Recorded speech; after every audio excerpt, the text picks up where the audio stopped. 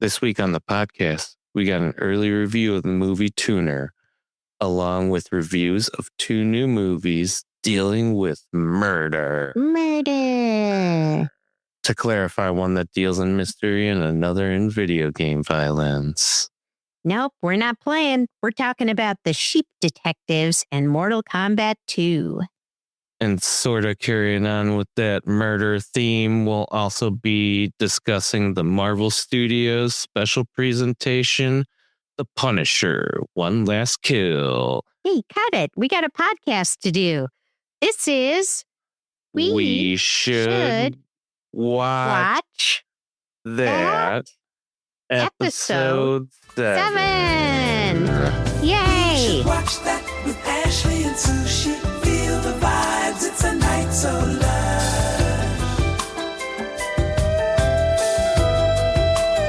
Our first movie is Tuner. Tuner is the first scripted film by Daniel Roher, who's a renowned documentarian known for the Oscar-winning film Navalny.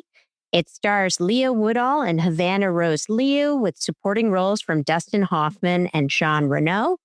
The film follows Nikki, a gifted piano tuner with hyperacusis, an extreme sensitivity to sound, whose abilities unexpectedly translate well into safecracking, and he gets pulled into a dangerous criminal operation.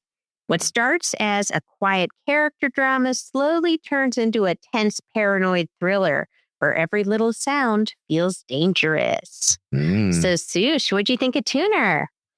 Well, my awareness of this movie was solely through seeing the trailer and remembering that it had a pretty original premise, or at least one that I can't recall ever hearing of for a movie. Seeing the trailer, I obviously recognized Dustin Hoffman, but Leo Woodall, I've had this feeling like I've seen him elsewhere, but it wasn't until I worked on my notes that I realized it was probably from his major role as Sergeant Howie Treast in the movie Nuremberg from last year.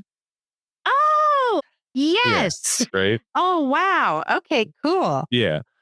But also I found out that Daniel Roher, who wrote and directed this movie, also wrote another movie, a documentary we saw earlier this year that we didn't discuss on the podcast, which was the AI doc, or How I Became Oh my God. Optimist. That was him? Yeah. Whoa. Okay, cool. But yeah, I thought the premise was original for this movie, and I enjoyed the feel of it based on the trailer. It definitely had an indie film vibe, seemed fairly small scale, and just seemed like an interesting new way of telling a familiar story of a person with a special skill set faced with the dilemma affecting either themselves or those they care about, and then leveraging that skill set to commit crimes, but only with the purpose of like resolving that dilemma. Obviously, we know those stories don't always work out that way. So yeah, I guess seeing how everything unravels was also of interest to me. It mentioned seeing another movie the writer-director Daniel Roher worked on. The only potential connection I could have made between these two movies would be Rohr's ability to kind of show you both sides of an argument. Mm-hmm. Or in this case, both the positive and negative consequences of a decision to engage in criminal activity. I guess that's kind of reaching though. Hey, I get it. I see it. As I mentioned before, this type of story has been told time and time again, just with different characters and with different skills and motivations. So while the concept wasn't original, I at least felt the details with this hearing edition were. I did find it kind of amusing that Dustin Hoffman is in this movie, and the skill the lead has in this movie is also kind of Rain Man. Ooh. In that it's something that'd probably be seen by most of society, and sometimes even the person dealing with as being a detriment to him. But in this story, it provides the protagonist with their unique advantage. I know that one of the criticisms we brought up regarding the characters in this movie were that some of them kind of seem stupid. And yeah, at face value as a viewer, seeing this from the outside, I think it's easy for us to make that judgment. I completely made the same judgment while watching it. But the more I thought about it, the more I felt like Leo Woodall's character, Nicky, given his backstory, has dealt with so much that maybe having purpose again blinded him from really thinking things through. Yeah, and I could see him as being someone who's dealt with a lot of isolation. Yeah. Lead him to being Exactly. not so street smart. Right. Also, Dustin Hoffman and Tova Feldsche were good as a couple. Harry and Maria Horowitz, very endearing and so believable. You didn't even need much of a backstory to Oh, like yeah. them. Havana Rose Liu as Ruthie. I thought she was interesting as the love interest for the main character, but I admit that the two of them have sort of a weird start and end within the movie. Though I guess the few moments that they share between were cute. The rest of the cast was solid, though. I think everyone in the trio of criminals is amusing. We get some interesting cameos. You may or may not notice them, depending on what kind of movies you see. I just think it's kind of funny thinking back now after seeing the film, how they didn't seem any smarter than Nikki. But weirdly, we kind of gave them a pass, probably because they were already criminals, I guess. As far as the design elements, I really think the cinematography and sound design really contributed to me being more immersed in the story. Definitely. I really felt like at this movie's best moments, the director is really pushing the way he shoots Nikki's pain and tries to convey what he hears to the audience. So we're really immersed in it. This was an indie movie, so while I may not have had anything notable to say about other design elements, the ones I did highlight really did a great job of making this movie stand out. And, you know, the fact that I don't bring anything up that's out of place for the other stuff is probably a good sign. So while I think the movie did preserve the indie feel I got from the trailer, and I don't think that the story was any deeper than I expected from seeing the trailer, I do feel like the execution as far as cinematography and sound design exceeded anything I was expecting. So that said, going into my rating, I gave it a 3.5 for enjoyment and a 4.5 for quality. Ooh. While I did enjoy this movie more than I expected, it definitely had a quality that I can only describe as being sleepy. It's not even the pacing, because there are moments where this movie is moving at a pretty rapid pace, but it's more that it somehow was able to preserve this quality even at its most chaotic moments, or at worst was immediately able to calm the situation again if it was chaotic for a moment. Yeah. It just felt a bit distracting for a movie that kind of begs you to pay attention to really take in what's happening, when it feels like everything significant that does happen is kind of spread out across the movie. Yeah. I think ultimately this quality is what kept me from giving this movie a higher enjoyment score. I just kept feeling like it wanted to remain mediocre for some reason and quiet in its delivery, which is kind of funny now that I bring it up because of a plot detail that's revealed late in the movie. Quality for me was there, but there was something that held back my ability to be more enthusiastic about it. It was classic story told with new elements, and it was done well with a good mix of established actors and new ones.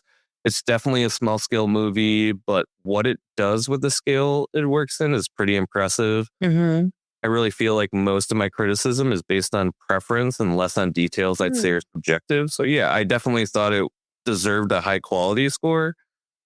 Only recommendation I'd say would be Rain Man. I mean, Dustin Hoffman is in it, and there's a bit of a connection character-wise between the leads, at least, that they play in these movies. So, I don't know. I saw this connection. Maybe other people don't see it. But yeah, that's all I got. What'd you think? Well, I ended up liking it quite a bit, even though it wasn't exactly what I expected. So going in, my expectations were honestly pretty high because the premise is so my thing. I mean, a piano tuner with extreme sensitivity to sound getting pulled into crime. It's such a great setup for a neo-noir thriller. And of course, a piano tuner would be great at cracking safes. I love it. I think that's a really fun observation. And their entire job is basically hearing tiny tonal shifts and vibrations. So the movie just adds that extra layer and makes it painful and then makes it a way to get into crime. I love it. Stylistically, I would say there are a lot of things about it that reminded me of Drive, not plot-wise necessarily, but tonally. It has that same sort of melancholy, slow burn energy, that sort of about a technically skilled guy getting pulled deeper into increasingly dangerous situations. The lead character barely explains himself. And Leo Woodall plays him with this constant sense of restraint that works really well. He feels awkward and disconnected in a way that slowly starts curdling underneath the surface. So I thought he did a really great job. And I also loved Havana Rose Liu in this. I'd seen her before in Bottoms and also in Lurker. She was the assistant in Lurker, Sue. Oh, right. Mm-hmm. And I thought she's got a really soulful but sharp energy that worked really well. She's funny and talented and a little self-involved in a way that's very believable in that kind of deeply artistic person trapped in their own head kind of way. Mm-hmm. I think her dynamic with Woodall ends up becoming one of the more interesting emotional anchors of the movie because she's so much more emotionally direct while he's basically sealed shut. And yet he's much more committed and she's a little bit more restrained. So it's two interesting dynamics to their relationship. Yeah. And the supporting cast overall is kind of insane. I mean, Dustin Hoffman's completely in his wheelhouse. He's warm and funny. He feels like someone who's led a complicated life. Tova Feldshut also brings a lot of warmth and intelligence to her scenes. I like what you said, that basically the actors are so good, they don't need to write a backstory. You just know it by seeing Yeah, they just play a believable couple, and that's it. That's all you need to know, because it's not believable in the sense that they're very lovey-dovey over each other, but they care about each other in a way that an old couple would. Like, she'll remark about his diet or something. Yeah, there's a lot of that. Yeah, she's kind of nagging him out of love, not because she really wants to make his life hell. Yeah, she loves him. And he gets it too. They kind of play it with some humor rather than take it seriously. Yeah, definitely. I mean, the acting was great. The only performance that didn't totally work for me was Jean Reno. Although, honestly, I think that that's more because of the writing than just his acting. Yeah. His character feels way more heightened than anyone else in this movie. He is very theatrical, very flamboyant. At times, it genuinely felt like an eccentric composer from a children's movie wandered onto a grounded indie thriller. I feel like this movie, though, definitely is trying to say something about composers. Oh, yeah, I think so. I mean, I think that there's definitely a take on the self-seriousness and the obsession. I didn't see it as negative because I think of it more as like, well, yeah, to do that kind of work that draws on yourself, you have to be a little self-centered. But his character had some crazy lines that I can't say because they involve spoilers, but he just very dramatic way of speaking. And, you know, to be fair, I have met theater people exactly like this. I really have. But tonally, he sometimes just felt like he belonged in a different movie. I think one of the real standout parts of this movie is the sound design and the score. The score is done by Will Bates, who's worked on things like Another Earth and Dumb Money. And the music does a really cool job of blending genres together. There's some electronic rhythms and pulsing sound design that reminded me, again, of Drive. But then they also mix in a lot of great jazz, classical music, and some really strong needle drops.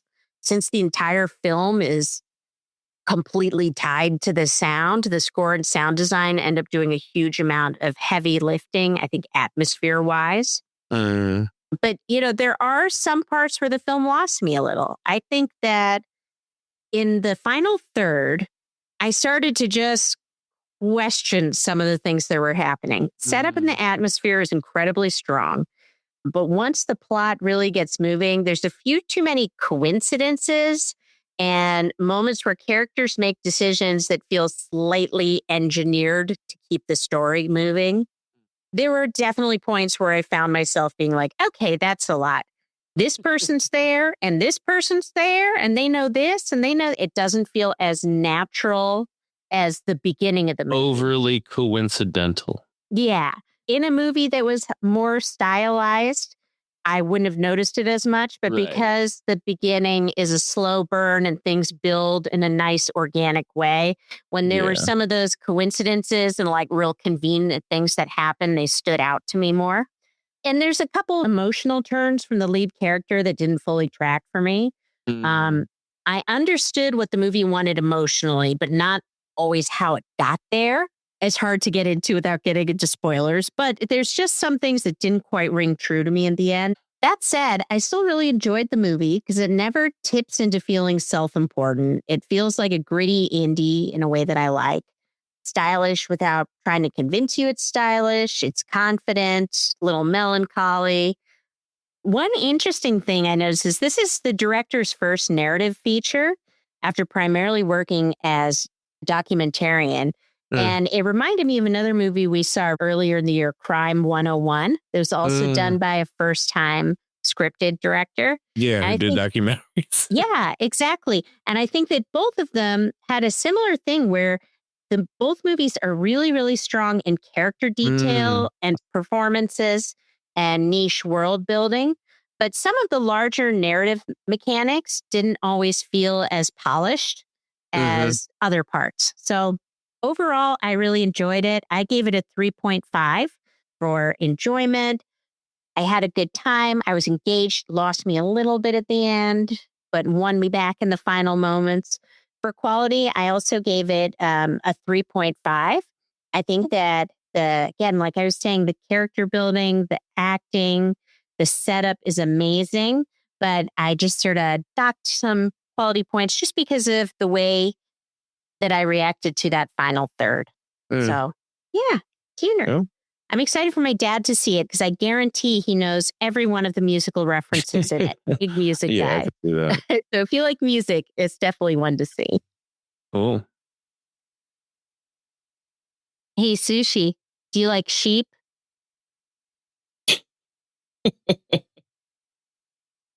I guess. Well, good, because I got a bunch of them for you. The Sheep Detective. This is a neat free comedy from Kyle Balda, making his first live-action movie after years of directing animated films like Minions and Despicable Me 3, etc., which honestly makes sense once you see how much the movie depends on expressive animal performances and balancing absurd comedy with genuine emotion. The screenplay is by Craig Mazin, and the cast is kind of insane with Hugh Jackman, Emma Thompson, Nicholas Braun, and Molly Gordon, alongside Sheep, voiced by Julia Louis-Dreyfus, Bryan Cranston, Patrick Stewart, and more. It's a crazy cast list. So this movie is based on the cult novel Three Bags Full from Germany. It follows a flock of sheep investigating the murder of their shepherd after years of secretly listening to him read detective novels out loud. So yes, it's basically a cozy murder mystery where sheep become like tiny wool-covered Jessica Fletchers. That's from Murder, She Wrote, in case you don't know. And somehow it genuinely works. What do you think, Sush? I only knew about this movie due to exposure to the trailers. I mean, I don't know how you would assume that I would know anything about this other one. Come on, you're a big sheep detective guy. Right, sure. But before I get into that, I just want to bring up the silly thing. I do trying to interconnect movies that have trailers with the same leads. This movie was one of them since we first saw the trailers for this around the same time as trailers for Hugh Jackman's other upcoming movie, The Death of Robin Hood. So I came up with the idea that the guy he plays in this movie actually is Robin Hood from The Death of Robin Hood, which implies that his time as Robin Hood ultimately led to him getting murdered when he later retired and just raised sheep. Damn. On the off chance that Hugh Jackman or someone important is listening and wants to make this an actual movie, check the description for our social media and reach out, please. We got vision for these two. Hey, man, they're making that Jason Statham steals a bike movie. Anything is possible. It's true. Anyway, I'm sure it's obvious this wasn't my type of movie, but I do remember I was kind of blown away by how impressive the cast was in regard to both live action and voice cast. But really, I think my general lack of interest in this movie obviously kept me from spending any time really looking into the movie. Oh, okay. just checking the cast on IMDb. And like I was saying last week, there's a lot of other movies I'm looking forward to this month. So again, not to take anything away from this movie, I just kind of forgot when it was coming out, even though I obviously found the premise memorable. Honestly, I wasn't sure we were going to see it until we were booking tickets for movies the week before and found it was really the only new movie aside from Mortal Kombat 2 for that week. But even with my leg injuries, I expected this to be one of the movies that would probably do well with both audiences and critics based on the premise alone. Seeing the movie, I really enjoyed it. But again, not really my type of movie. So while I really did feel like it was a quality film, especially regarding the storytelling and acting, I just don't think these types of movies really move me unless I'm really going through the same related events in my own life. Oh, okay. Looking into the movie after seeing it, while this didn't seem outside director Kyle Balda's wheelhouse, given that he's directed mostly animated and family films, like you were saying, all the Minions movies, basically, since from Despicable Me. I was kind of intrigued that this sort of materialized because of the writer, Craig Mazin, receiving a recommendation from another writer to read the novel Three Bags Full, which the movie is based on. And that what seemed like a pretty personal experience led him, per Wikipedia, spending nearly a decade to secure the rights for this movie. Why? Because this is the same guy who also wrote two of the Scary Movies, two of the Hangover movies, and superhero movie. One of those awful parody movies that came out in the aughts. And we've seen them all, baby. Someone who wrote all those raunchy comedies just decided to write this kind of movie. Regardless, Mazin could rest assured that the time spent to secure those rights was well worth it because he definitely knew what he was doing when he wrote this movie. For sure. I'll keep reminding you during this review how much this isn't my type of movie because I really do think this movie deserves any awards that I assume it'll probably end up winning because it's just so good as a story and all the themes are ones that most people can relate to regardless of who you are or where you're from. Also, the cast pretty much has someone for everyone. It's almost weird. Let me run through this list. Hugh Jackman, Nicholas Braun, Nicholas Galitzine from the upcoming Masters of the Universe He-Man movie. Molly Gordon, who we saw in Oh Hi. Right. Julia Louis-Dreyfus, Bryan Cranston, Chris O'Dowd, Regina Hall, Patrick Stewart, Bella Ramsey, Brett Goldstein, Hong Chow, Emma Thompson. Man, did this man just go to his contact list and just hit everyone up? For me, the cast is probably the wildest thing about this movie. It's crazy. Visually, it's fine. The movie takes place on a farm by some remote English village. So it's kind of sleepy as far as sets go. That's my key word this week, I guess. Sleepy. I don't know.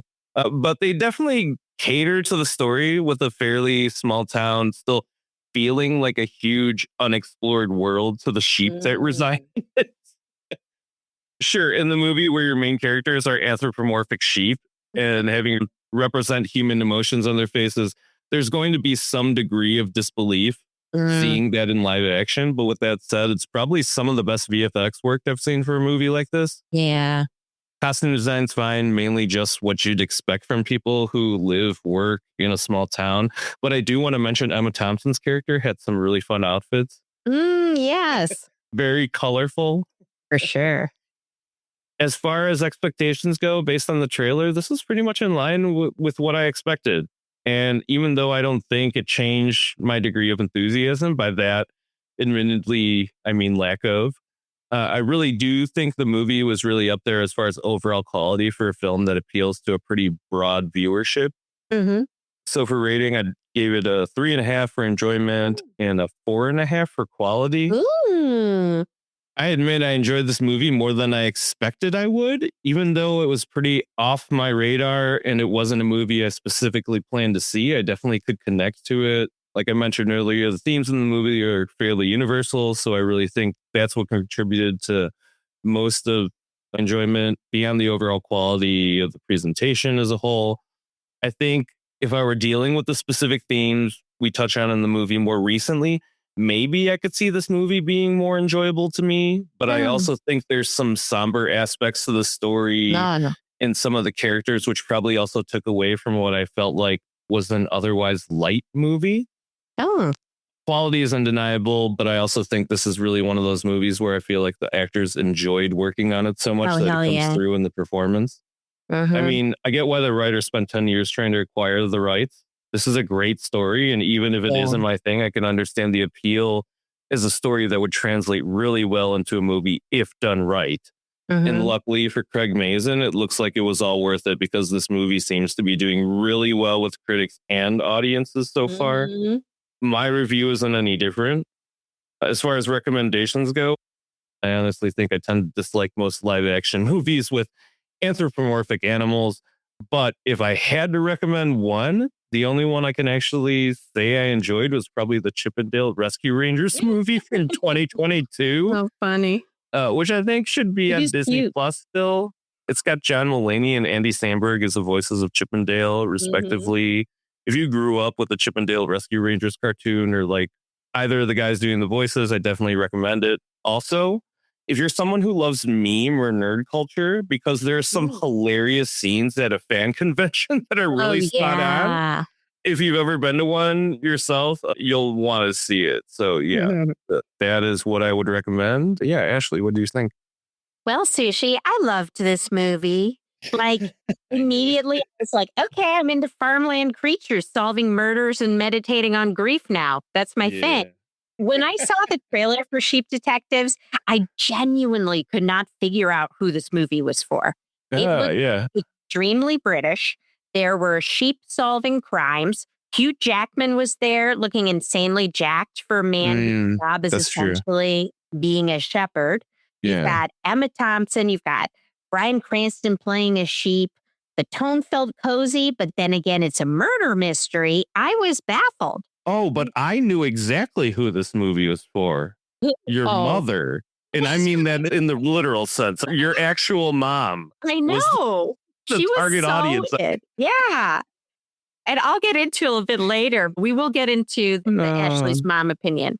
But yeah, I saw all these different things about the movie. And then I started seeing TikToks of people crying after seeing it, which made me go like, wait, hold on. Is this emotionally devastating sheep noir? What is this movie going to be? I was really curious going into it. And I can confidently say it's a cute, cozy comedy about murder. Sheep Detectives works because it commits 100% to the bit. I mean, the sheep are not cute side characters tagging along while humans solve a mystery. No, these sheep are fully invested in they have theories, suspects, interrogations. They break into buildings. And one of them is basically a sheep Poirot. Not Ross Perot, the other guy. Oh, God, no. Let's not get into him. But yeah, the title is not metaphorical. These sheep are detectives. And what surprised me is how emotionally sincere the movie is underneath all the absurdity.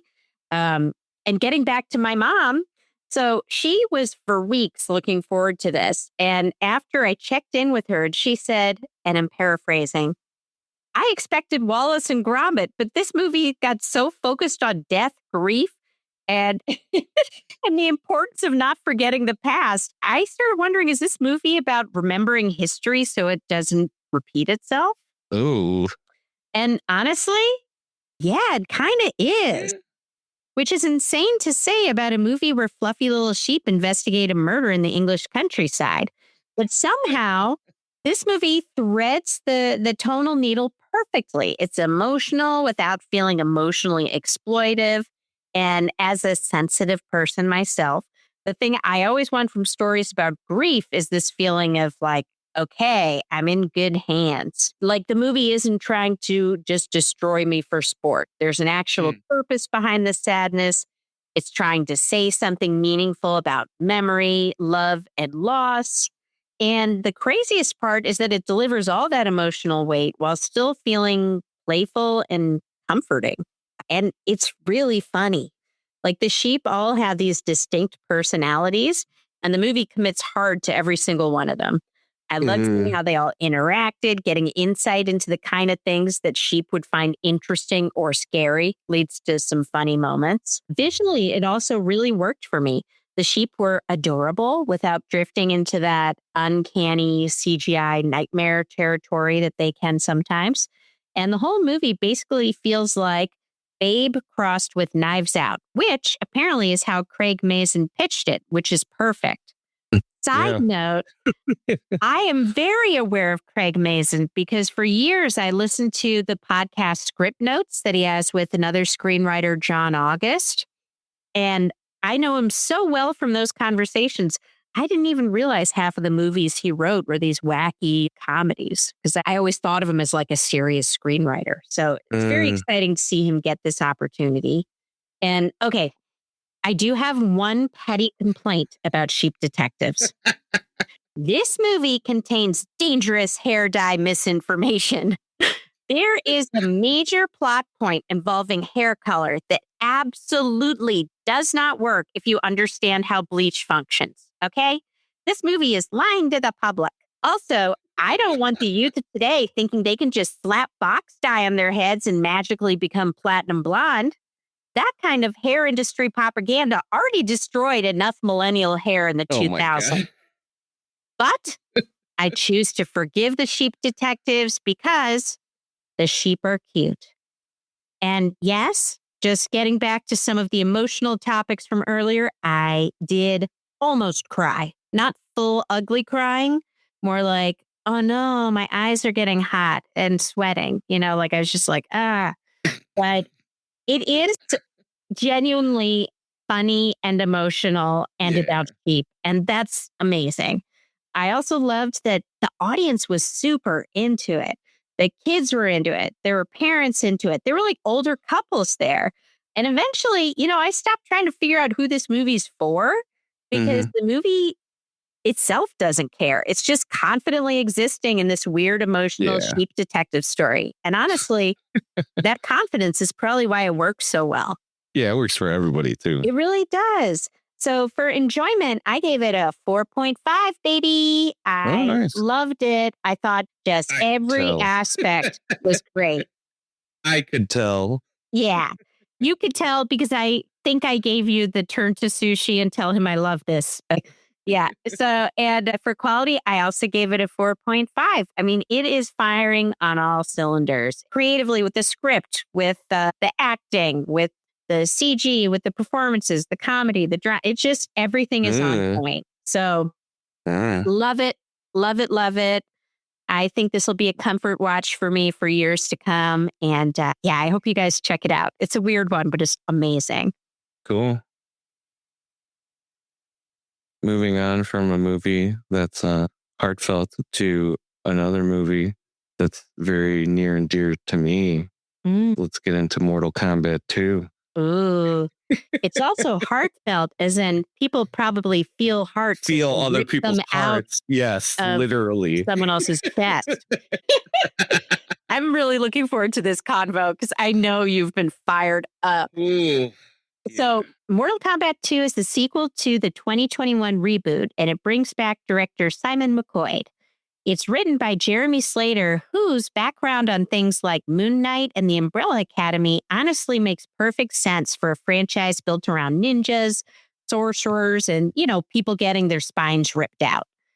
The cast includes returning fighters like Louis Tan, Jessica McNamee, Joe Taslim, and Hiroyuki Sanada. And the big addition this time is Carl Urban as Johnny Cage, which feels specifically engineered to make a theater full of nerds lose their minds. It was great. Now, one of the biggest goals in this sequel, I learned, was responding to fan complaints that the first movie barely focused on the actual tournament. So this time, the story finally centers on the Mortal Kombat tournament itself as Earthrealm faces off against Outworld in brutal arena fights packed with classic characters, giant crowd-pleasing moments, and references that feel ripped straight out of somebody's playing the arcade games at full volume in 1996. So, Sushi, What did you think? Well, first, I want to remark to hear my partner say the terms Earth Realm and Outworld Yeah. and have some sort of context, not just say these things and not get what they mean. So I just want to point out how amazing that is. This feeling really carries into my review of Mortal Kombat 2. If you've been tuning into the podcast for a bit, you're probably aware I've been pretty much a lifelong gamer. At one point, I was really into fighting games. I was around 10 when Street Fighter 2 and the original Mortal Kombat came out. So I spent a lot of time in the arcade from then on, and I got pretty good at fighting games.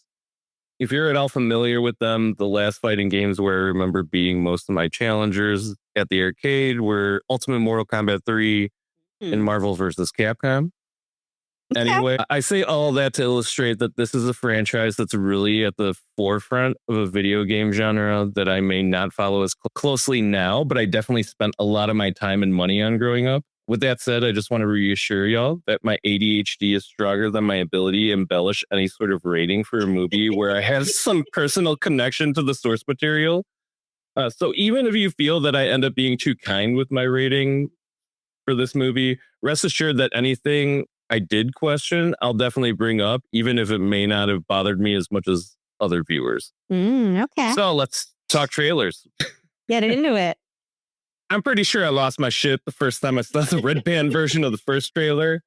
I mean, even though I really enjoyed the 2021 Mortal Kombat reboot, this movie is the sequel to. I definitely did poke fun at the fact that the lead character of that movie, Cole Young, played by Louis Tan, isn't even one that's actually in the game. Yeah.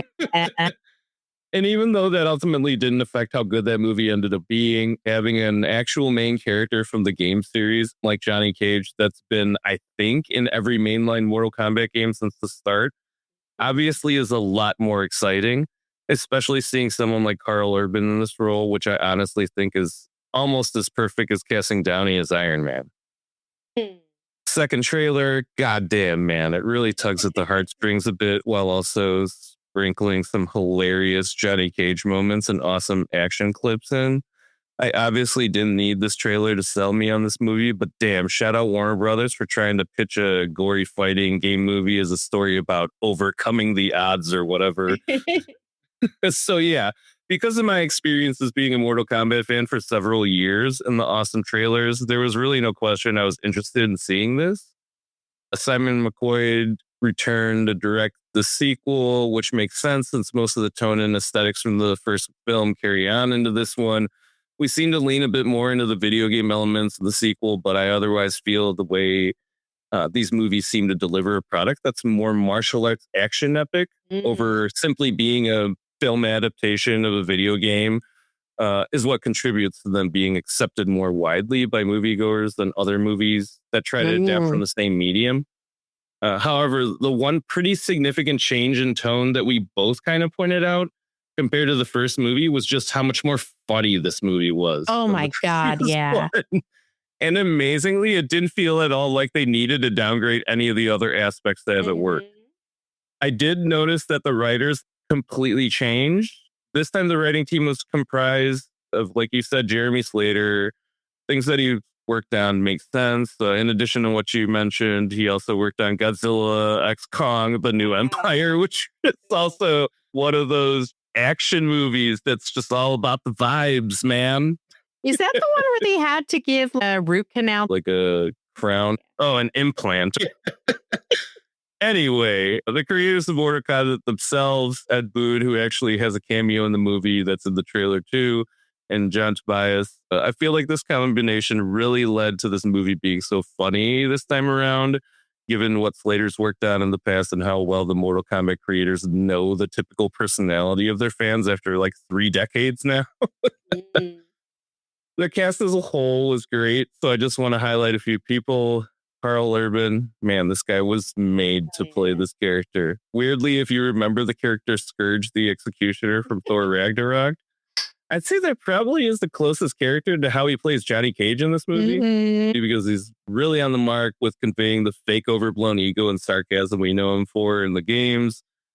But given an average moviegoer probably expects a bit more depth out of their characters than gamers do, I think the writers and Urban did a great job rounding out the rest of the character. Josh Lawson as Kano, the man who people have joked carried the last movie, is back. And holy shit, they really gave He's this man some great. proper screen time and he wastes none of it. I swear.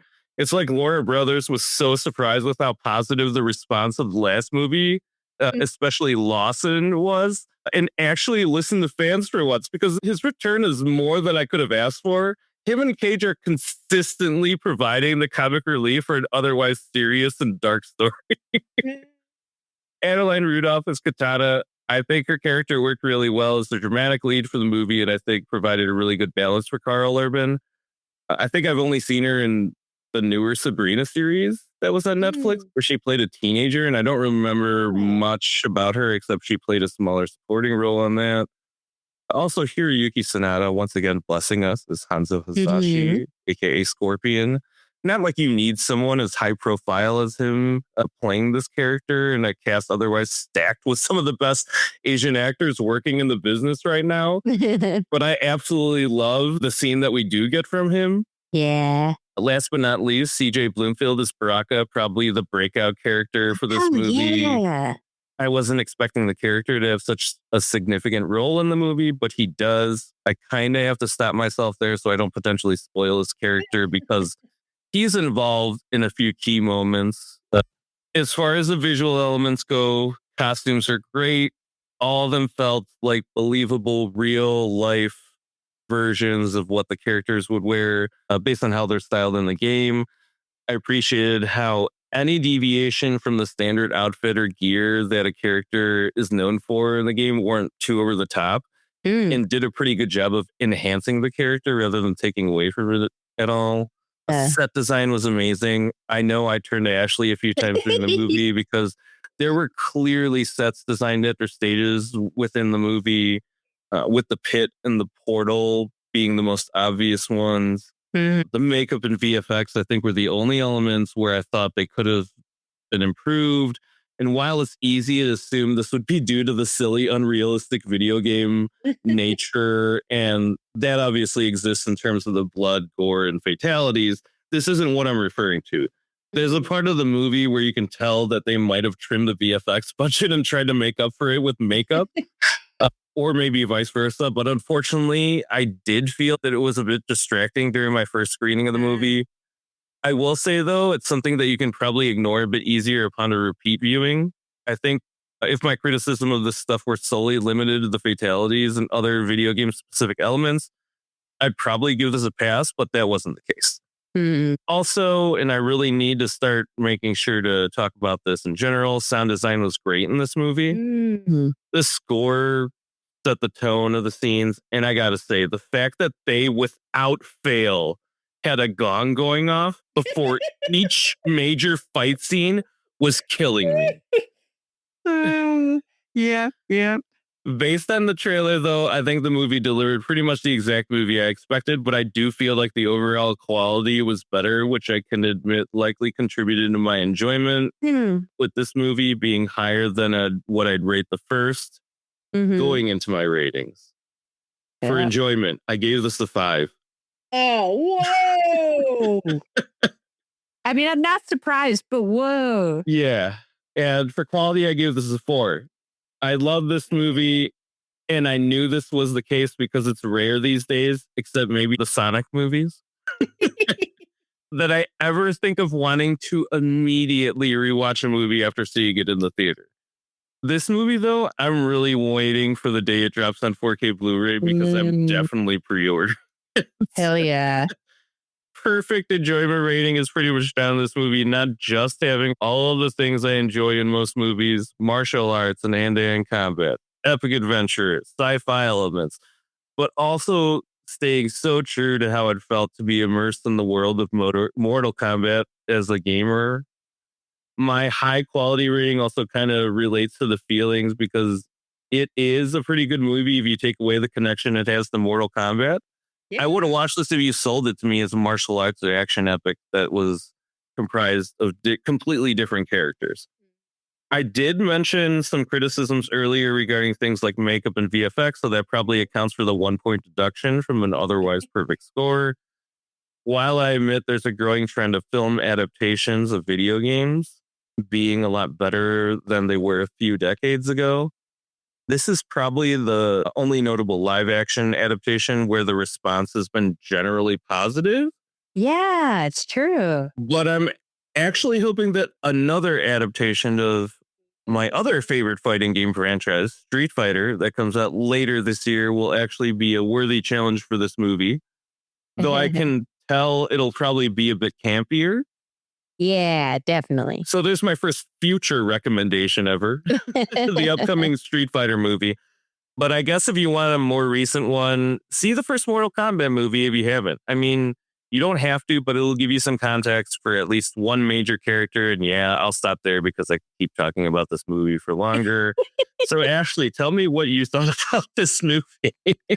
Well, I think you know what I thought about this movie. I loved it. I had so much fun. I mean, I went in expecting Mortal Kombat 2 to be a pretty solid video game movie sequel. But instead, I got something that was wildly funny, weirdly charming, and, as we've discussed several times, kind of inspiring. First of all, the quality of the writing honestly knocked me out. Like, the jokes were content, and they were actually landing. It's not like those little Marvel quips that they do every 20 minutes.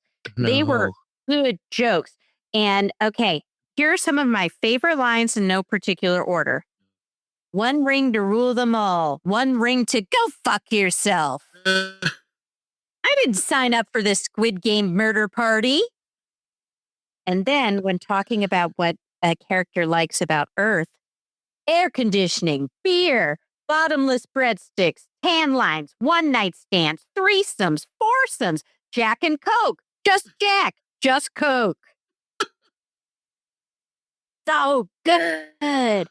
And it's very referential. You get a John Wick reference. It's amazing. Plus, this movie understands physical comedy. There are so many moments where someone gets absolutely obliterated, and then another character reacts in the dumbest possible dude way imaginable. It just got me. Like, the whole theater was laughing. And I think what surprised me most about this movie is how balanced it all felt. Because this movie is simultaneously extremely violent, extremely stupid, weirdly sincere, genuinely funny, and occasionally kind of heartfelt. Yeah. And that is a hard tone to pull off. There was a moment where I literally caught myself going, wait, am I inspired right now? Because Johnny Cage somehow manages to become the emotional core of the movie, which is insane. He's this washed up actor dude, gets pulled into a completely ridiculous supernatural murder tournament, and somehow the movie makes him low-key relatable. He's basically the audience surrogate going like, what the fuck is happening? While everyone around him's talking about interdimensional murder lore. Yeah. I also need to say this, for the first chunk of the movie, I immediately thought, ooh, Mortal Kombat 2 is for the girls. Because it starts out super focused on Katana and her whole dynamic with her family and her tragic backstory. I was really invested. Then the movie slowly mutates into a chaotic collection of disrespectful deaths. It's a great transition, but I loved how much they centered on her strength, her relationship with her bodyguard friend. There was a lot there. I swear to God.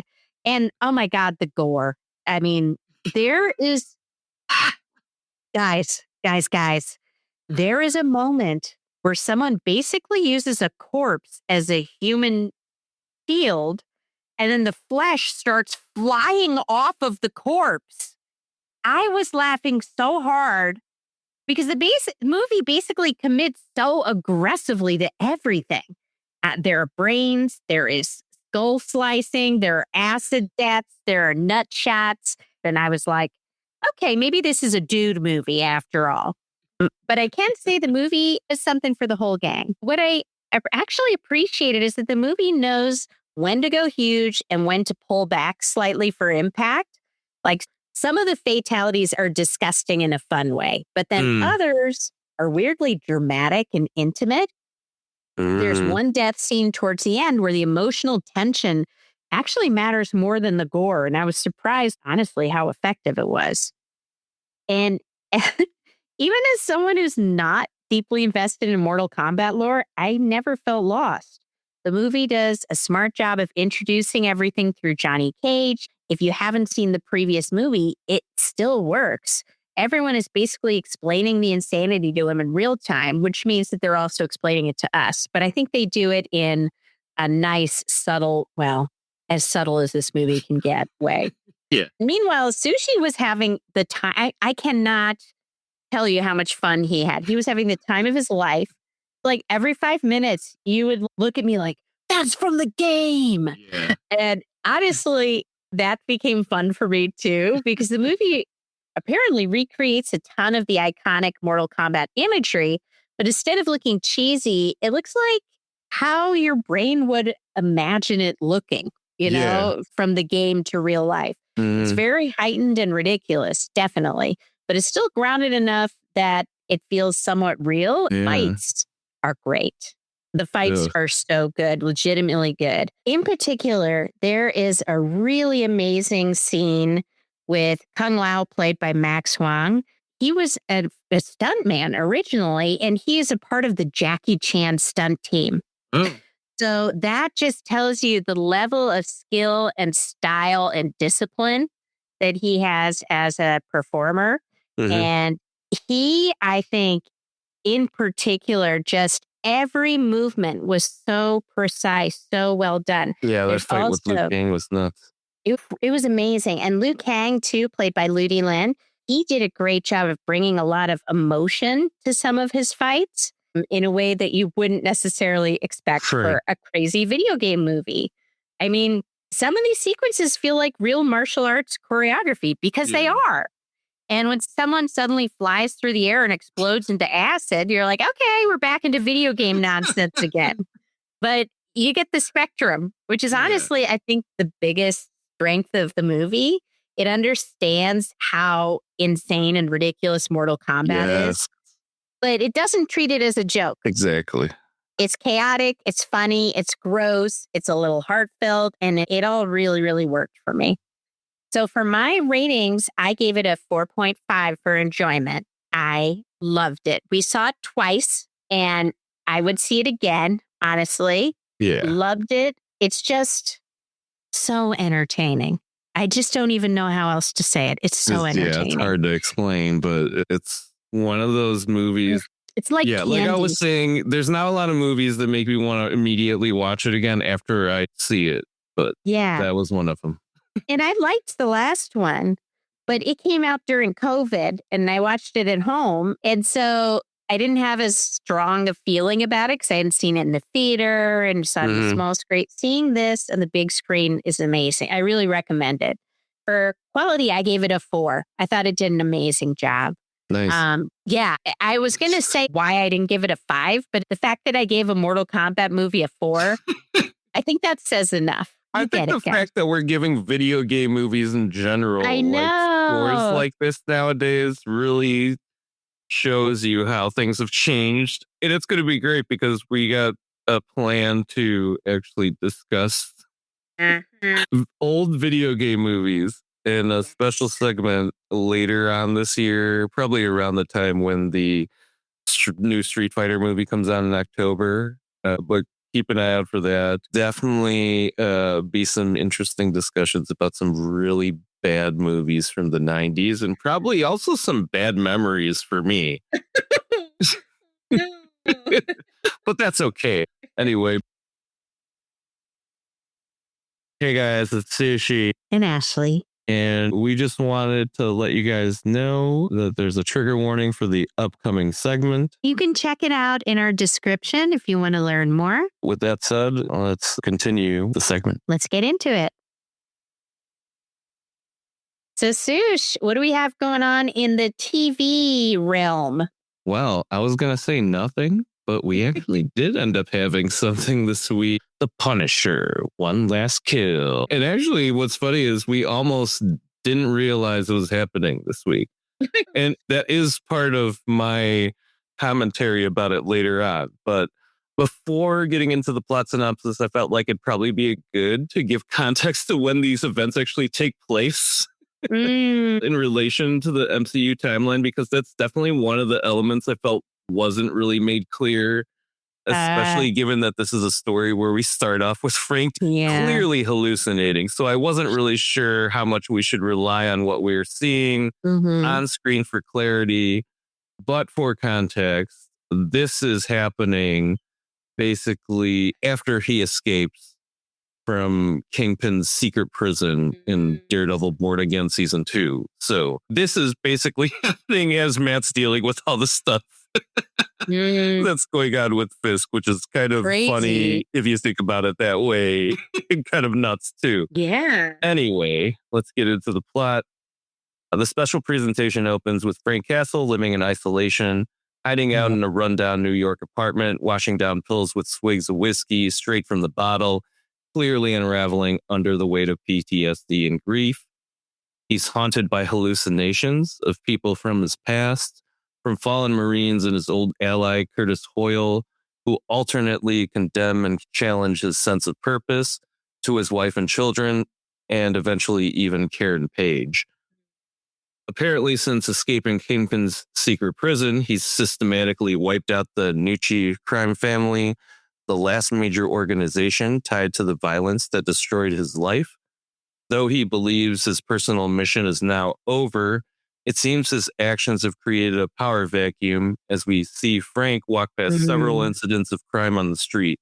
The audience is left to interpret whether this is Frank's indifference, since this is no longer his war or fight, or this is just another hallucination. Visiting his family's graves, Frank contemplates suicide, stopping only after a vision of his daughter pulls him back from the brink. As he arrives back at his apartment, a woman calls out to him, leading to the reveal that Ma Nucci is still alive. Wheelchair-bound but ruthless, Ma confronts Frank and reveals her plan for revenge. She places a citywide bounty on him and publicly exposes his address, inviting every criminal in the area to descend on his apartment building at a specific time, 6:47 p.m., the exact moment Frank killed her favorite son, Carlo. What follows is the heart of the special, a relentless building-wide siege. Waves of gang members, bounty hunters, and would-be killers storm the apartment complex, turning Frank's attempt at anonymity into a bloodbath. Initially, Frank fights only to survive, improvising weapons from whatever he can find and using the attacker's own arms against them. As the violence spills beyond his apartment, however, Frank realizes innocent residents, families, elderly tenants, shop owners are trapped in the chaos. His mission shifts from vengeance to protection. Throughout the escalating battle, Frank's hallucinations persist, forcing him to confront the possibility that he has become nothing more than a weapon. Yet, instead of pushing him toward self-destruction, these visions, particularly of his family, begin to reframe his identity. He can never be forgiven, but he can still choose who he saves. Frank deliberately abandons any chance to chase down Ma Nucci, focusing instead on clearing the building and securing escape routes for civilians. The climax arrives when Frank brutally defends a nearby corner shop and the family inside from the final wave of attackers. Exhausted and badly wounded, he succeeds, but lets Ma Nucci escape, breaking the cycle of personal revenge for the first time. In the aftermath, a young girl he saved hands Frank a simple hand-drawn flower and thanks. The gesture profoundly affects him, offering something he has truly never known: genuine gratitude, not fear. In the closing moments, Frank revisits his daughter's grave, sharing the experience he just had with her, believing it was a sign that she was there with him. He acknowledges that the war isn't over, but it doesn't have to be fueled by rage alone. The special ends with Frank resolving to continue as the Punisher, not for revenge, but to defend those who cannot protect themselves, bridging the gap between his last appearance in the most recent season of Daredevil Born Again and his future appearances in Spider-Man, Brand New Day, and elsewhere in the MCU. So yeah. Ashley, what'd you think? Oh, man. So, okay. I've always had a slightly complicated relationship with Punisher. I think John Bernthal is phenomenal in the role, and the Netflix series had some incredible moments. But overall, it could be so relentlessly bleak that I sometimes admired it more than I actually enjoyed watching it. Yeah. So going into Punisher One Shot, I wasn't expecting it to completely win me over the way it did. But honestly, I think it's maybe my favorite live action Punisher thing that I've seen. Okay, the episode starts with Danzig's Mother, which immediately got a pop from me because that's literally my number one karaoke song. Okay, I kill it, Mother. And right away, the episode establishes this really angry, aggressive atmosphere. Frank's is isolated in his apartment, stewing in rage. The city feels like it's collapsing under chaos. And then the episode hits you with this genuinely upsetting scene where a gang attacks a homeless man and then throws his dog into oncoming traffic. And I, at that moment, looked at the time and I realized it had only been 7 minutes. Like within 7 minutes, the episode has completely established the tone, Frank's mental state, and the idea that the city's becomes so morally rotten after the Nucci massacre. Honestly, I was impressed at how efficient all of that was. Because beneath all the violence, the episode's really about a man who's reached the absolute bottom. Frank is talking to hallucinations of dead friends. He's locked away his guns. He says he needs help. Then later, when he visits his family's grave, you realize the quote, help he meant was ending his life. The entire cemetery scene absolutely wrecked me.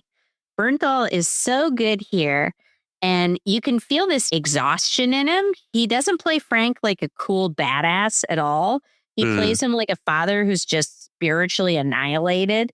And then he starts seeing flashbacks of his children and reaches out towards his daughter for her to disappear. I mean, that's brutal. And what I found really interesting structurally is that this episode starts with Frank having no purpose whatsoever. The ghosts around him keep asking him the question, what's your mission now? What's your purpose? And the entire action section of the episode slowly becomes the answer to that question. Because once the hit on Frank goes public and the assassins start swarming his apartment complex, the episode transforms into this gigantic, sustained action set piece that honestly blew me away. And what makes it work isn't just the choreography, it's the storytelling through the action. This is genuinely some of the best TV action I've seen in a long time. The whole apartment siege immediately reminded me of The Raid because of the way it uses subjective camera movements to create chaos while still letting you see clearly the geography and movement of the fight. You've got fire, guns, machetes, explosions, stairwell fights, people crashing through glass doors, tactical shooting, close quarters combat. The staging is incredible because the building itself becomes part of the choreography. Frank moves horizontally down long hallways and outside corridors, then vertically going up is stairwells into the rooftops as the assault escalates floor by floor. It genuinely feels almost like a video game level unfolding. Thank God they shot so much of it in daylight. I thought that was awesome. Modern action movies can really veer towards doing nighttime action because they think it adds to the atmosphere, but also it can hide things. So seeing a fight in broad daylight, that takes a lot of skill that you don't need for nighttime scenes. So I'm always impressed when I see it. And I loved how varied the combat styles were. Like Frank isn't just shooting people. Sometimes it's like brutal military style tactical violence. Sometimes it's desperate hand-to-hand survival. Sometimes it's just brawler energy with bats and pipes and axes. And there's this wonderful physicality to all of it. And there's the kitchen fight at the restaurant of the family that he meets early in the episode. I am such a sucker for kitchen fights because, okay, kitchens are inherently violent spaces. Everyone has cut themselves or burned themselves in the kitchen. So viscerally, what it feels like to be hurt in a kitchen. And then every object feels dangerous. So when Frank starts dismantling assassins in this cramped restaurant kitchen, while Hatebreed starts blasting on the soundtrack, I was in heaven. And I need to emphasize how specifically this soundtrack worked for me personally, because Hatebreed is a classic East Coast hardcore band from the 90s, 2000s, who I saw multiple times as a teenager at tiny punk venues in coffee shops in New Hampshire and Boston. So I was thrilled. Absolutely. So hearing them suddenly kick in while Punisher is demolishing this army of hitmen, it felt just perfect. It transported me straight back to being an angry punk kid, and I loved it. The kitchen fight also has, I think, one of the nastiest kills in the episode, where Frank repeatedly stabs this tattooed guy with a pen.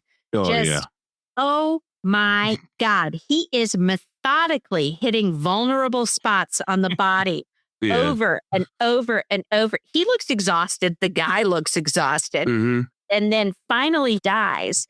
And honestly, maybe I'm reading a little too much into it, but I found it interesting that the episode starts with the cruel killing of a dog and then features a righteous execution carried out with a writing utensil, you know? A little bit of John Wick there, perhaps. But that's the kind of little thematic tribute I like seeing in genre storytelling. And I'm sure based on how obsessed with action the people making this are, I'm sure that crossed the line. But the really smart thing in the action isn't just the spectacle. Frank slowly rediscovers purpose through saving people. So earlier in the episode, he was ready to die. I mean, he was absolute bottom, like not well at all. But once innocent families are threatened, he can't stop himself from protecting them. In fact, that's sort of the thing that spurs him into action at the start of the fight. He's in his apartment. He hears screaming, then sees a liquid go under the door, realizes it's lighter fluid, and they light it on fire. He just stands there getting caught on fire until he hears a kid call out for their mom. And that's when he goes into action, killing dudes, saving that family.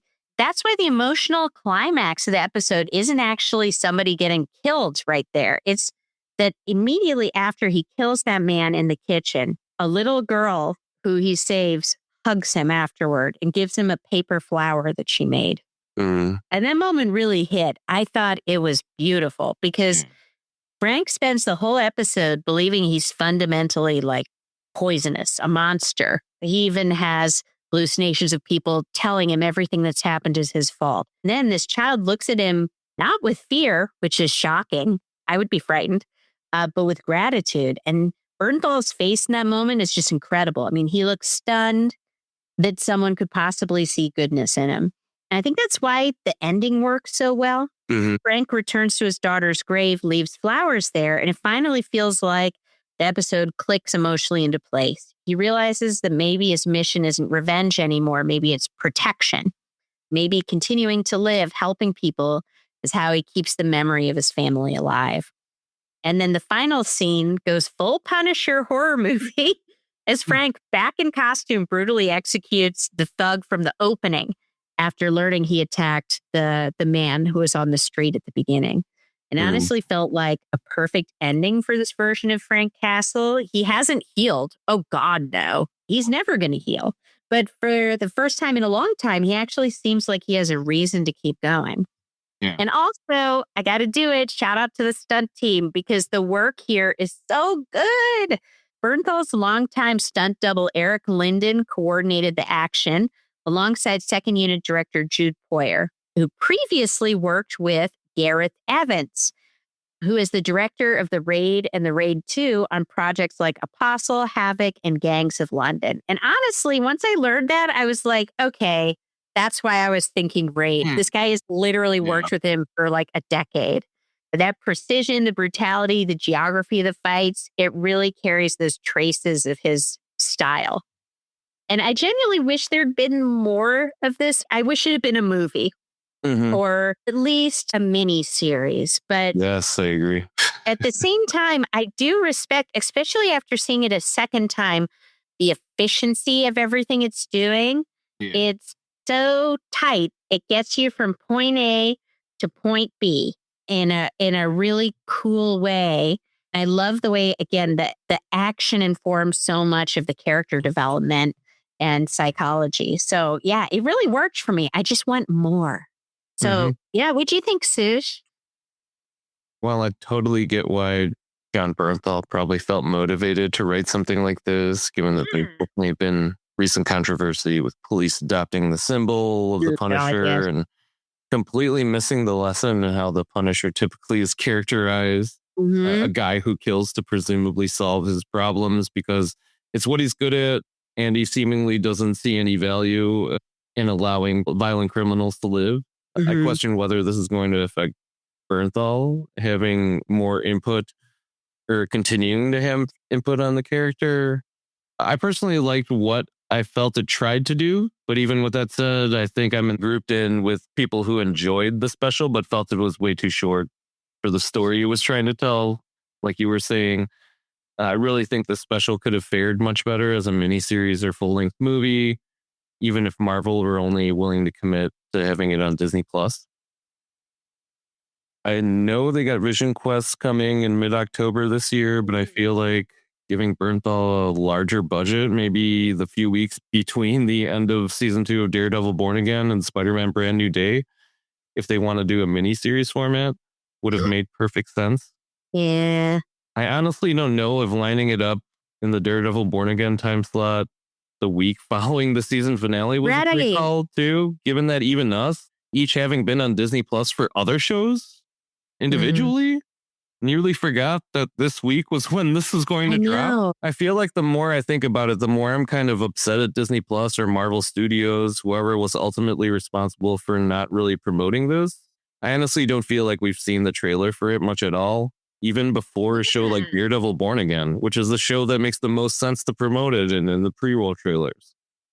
That's a really good point. Yeah. Yeah, out of everything we got from this special, I think the two aspects I enjoyed the most were Frank kind of working through his problems, finally, kind of. Sort of. Murdering through his problems. Yeah, and how visceral the action and violence was in pretty much the entire second half of this. Holy shit. It's so crazy. Yeah, I mean, sure, the guy should definitely see a therapist or at least seek out a group therapy for veterans. But it's nice that we finally move on from having the character of Frank be characterized purely by this quest for revenge against those who murdered his family, which kind of became a way for him to avoid actually working through the mental toll it's clearly taken on him. Yeah. And though this is obviously by design, I feel like we never really get to see the real Punisher except when it's on his own series. Like, it's cool that we had him on Daredevil for a good part of one of the seasons, but it just doesn't feel the same because in those situations, the story obviously isn't about him specifically. He's just in it. True. This special was no different. And I have to laugh at the fact that I think this is now the most violent thing Bernthal's done as the Punisher. After I basically said that at the start of each season of his series before. Oh my God, yeah. I really like that by the end of the special, his character really does feel different. Like he's trying to protect the people around him rather than exact any sort of revenge, either for himself or someone he cares about or is allied with. But it still doesn't fully keep us from recognizing that he's still a killer. Yeah. I like that this is the characterization that we're presented with leading out of this because it kind of ties in well with what we've seen in his interactions with Spider-Man in the trailer for Brand New Day. And even though that came out before this did, it still didn't spoil this for viewers, which I thought was really cool. Overall, though, like I said earlier, I just wish it were longer. Yeah. I know. I obviously pointed out the two major aspects of this. I think most viewers probably focused on Frank working through his demons and then working a bunch of bullets and knives through assailants. Stabbing his demons. Ripping off their heads. Yeah. But it's almost more frustrating that each is covered for only a short amount of time. Yeah. As I've seen other TV shows stretch concepts like this into 2 full seasons. Oh my God, I know. It sort of feels like Marvel Studios threw Bernthal a bone to keep him around to play Punisher because he's so good at it. But he'd already walked out on playing the character earlier. So they didn't want to give him too much hope or too good of a deal. I mean, this isn't Deadpool where Ryan Reynolds had to convince someone to buy into the character again in order to bring it back. So it lined up better than the comic book version. You know, Marvel Studios clearly had an interest in bringing Punisher back. So I feel like they eventually would have moved on to casting someone else if Berthel never returned. So I think it kind of plays into why I feel they really didn't give him more than he got. I just really do hope this materializes into more, even though I kind of do question it based on what he was even able to get. I mean, 45 minutes, man, after the credits, pretty much. It's crazy. This is bullshit. Personally, I think Berthel gives so much to this character that Marvel Studios would be dumb to keep this character in the back burner for just guest appearances rather than just let the man tell the stories he wants to with them. Let him emote and kill. Yeah, for a company that's made moves in real world business and media that have led to it sort of being labeled as left leaning, I just find it funny that they won't give this guy a real budget and consideration to work on projects that support those values and beliefs. Like, if nothing else, it's a gift that this guy could both do that and give you a guy that viciously murders criminals in the same character convincingly for live action. What more do you want? It's the best of both worlds, man. I know. So give this man a budget, please. Do it. Disney, do it. Yeah. Ashley. Sushi. What are we watching next? Next week, we are watching the movies Obsession, In the Gray, and Is God Is. And for TV, I don't know what's life become. I got lucky this week and got the Punisher special. Special next week, right? Spider-Noir. Mortal Kombat 2 again. Sushi, snap out of it. We've got to tell these people goodbye. But yeah, thank you for listening, guys. Yeah, we appreciate you. Yeah, and make sure to subscribe, rate, and review positively, like I have rated the movie Mortal Kombat 2, movie of the year, basically. Oh my God. But yeah, follow us on social media, TikTok, Instagram, Facebook. Hey, we're posting videos on the regs now. Oh, yeah. Yeah, but thank you for all your support and all that stuff. Yeah, and, thanks, guys. Yeah, and we'll see you next week. See you. Bye. Bye. Laughter in the air, friendships touch. Movies and delights, we'll share so much. Let's enjoy this side.